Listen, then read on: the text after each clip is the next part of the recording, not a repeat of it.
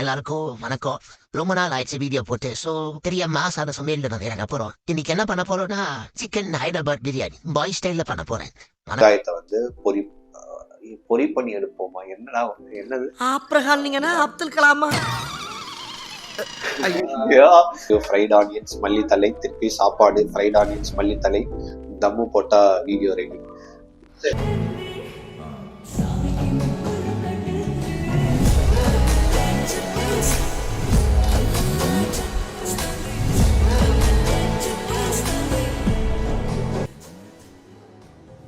பிரியாணிக்கு chicken marinate பண்ணி வச்சிருக்கோம். இதுல 20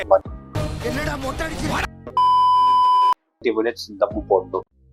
நம்ம ஊருக்கு என்னதான் ஆச்சு?